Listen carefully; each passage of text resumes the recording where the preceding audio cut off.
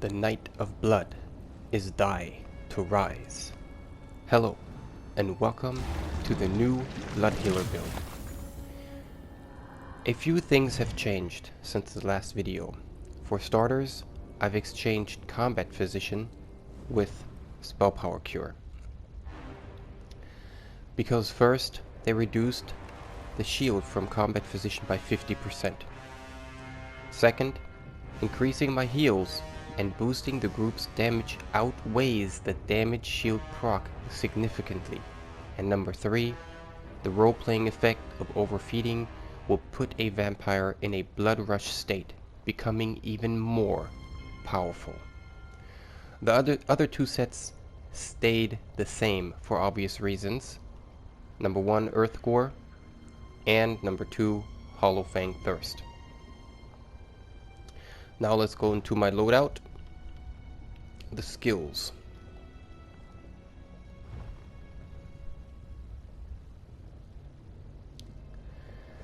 The main bar stays almost the same, or stays the same I would say. Number 1, Healthy Offering, is your main spammable. Every 8 seconds to ensure the minor mending buff at all times, and when a member's health drops below a critical amount. Number 2 is Refreshing Path. Is one of your main HOTS, healing over time, and provides you and your group with major expedition, which is very helpful in covering distance quickly.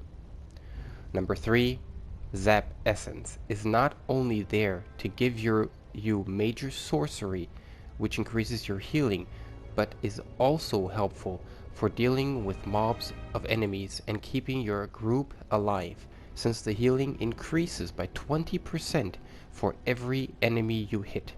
That means with 5 enemies it does a whopping 100% more healing, so spam it when the occasion occurs. Number 4 is Overflowing Autar. It's a good skill to provide your group with minor lifesteal, a synergy, and activating the effects of your sets like Earth Gore, a real lifesaver. Number 5 is Inner Light. It's mainly there to give you major prophecy, increasing your spell critical. It also increases your max magicka by 7% and magicka recovery by 2% with the magicka controller passive active. And number 6, the ultimate, Soul Siphon, is your absolute emergency heal, while also providing your group with major vitality, increasing their healing received. Your group will become invincible for 4 seconds during that time window, and it looks absolutely amazing. But be aware, it has a 0.5 second cast time, so time it right or you'll die in the animation. The support bar is for high damage encounters and is set up like this. Number 1, Combat Prayer, covers a large area and is not only a perfect spammable, but also provides your group with minor berserk and minor resolve, increasing their damage done and resistances. Number 2 is Energy Orb. You could also use Refreshing Path if you like. The Energy Orb is for the extra sustain if the group has difficulty in doing so themselves. Plus it also heals. Number 3, Illustrious Healing, is in combination with Refreshing Path or even Energy Orb, a great way to spam Healthy Offering, but also for high damage encounters in combination with Combat Prayer. It's a great move to combine with the other things. Number 4, Merciless Resolve, is only on your bar for the extra added healing, so make sure you activate it right away and stack the effect up 5 times. Number 5, just like the main bar, Inner Light, as already discussed. And number 6, aggressive horn, is a great way to not only increase the group's resources and as a effect your own healing, but also to increase the group's damage, which speeds up the dungeon or trial run. And now, since the champion points have changed, I had to test a few things and see how I can increase the strengths of the siphoning skill trees that I already have, since I'm a Nightblade. So let's start out with craft. Here is number 1, and it's practically the only one that you need right now for a slottable. The other one is up to you. Is Stead's Blessing. It's really important to swiftly reach your targets. To be really quick on your feet is really good, and it does a lot of fun. The other ones you can choose like you wish to. If you have the points to spare, I would go then for Soul Reservoir and Steadfast Enchantment.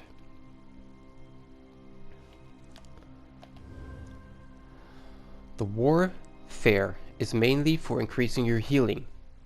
Slottables are Focused Mending, Swift Renewal, Soothing Tide, and Fighting Finesse. The rest, if you still have them points to spare, put them in the ones that are not non-slottables and just try to fill out everything. But go first for increasing your healing and increasing your resistances. Fitness is there to increase your effectiveness. Number 1 of the slottables is Spirit Mastery, for the obvious reasons. Number 2, and here comes the thing that most won't understand, Survivor's Spite. I chose Sustained by Suffering and Pain's Refuge for the purpose, because when you use or keep the uptime of your Healthy Offering, these 2 slottables activate, because the damage over time you get from Healthy Offering is a negative effect. So once you activate your Healthy Offering, your recovery goes up 150 and you get lesser damage, which also is better for yourself to keep alive, so you don't have to heal yourself the whole time, and you can concentrate on your group. Really, really good. And the 4th one is in Wind Chaser,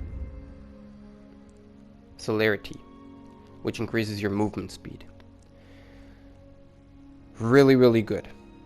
Okay, in combination with Refreshing Path, you are very, very fast. So when a group member goes outside of your healing range, you can swiftly go run to him and then heal him in the nick of time.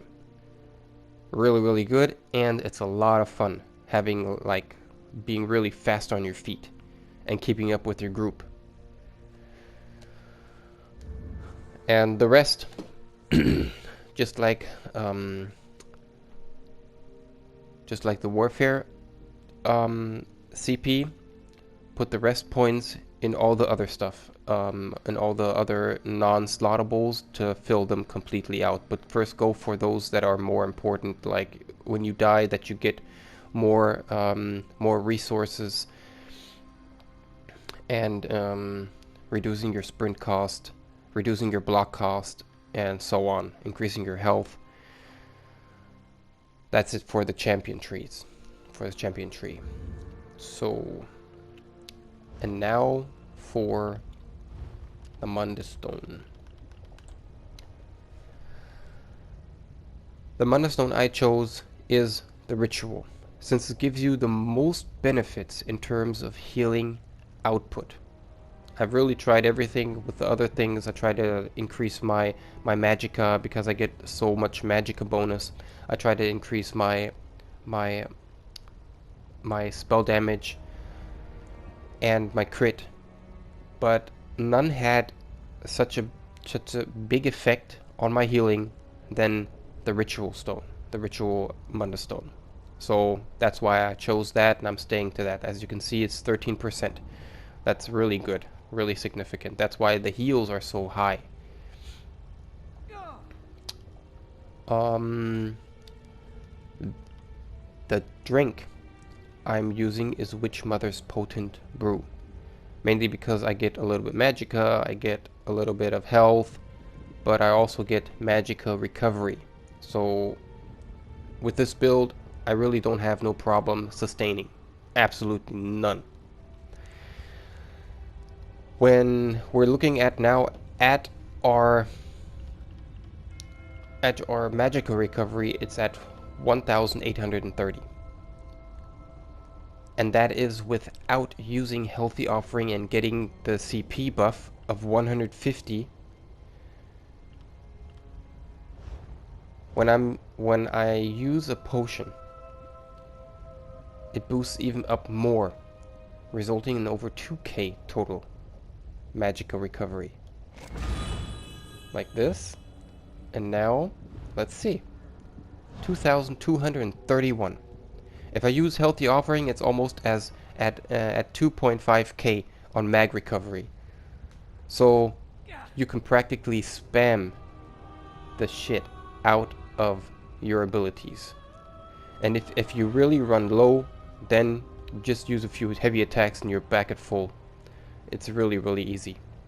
And since I also get through the Nightblade skill line, Shadow, Refreshing Shadows, passives, I get also a 15% increase in all recovery. So that's why it's so high. So you really benefit from that. Okay, and now to show you a little highlight of how well this build works in group content. Enjoy.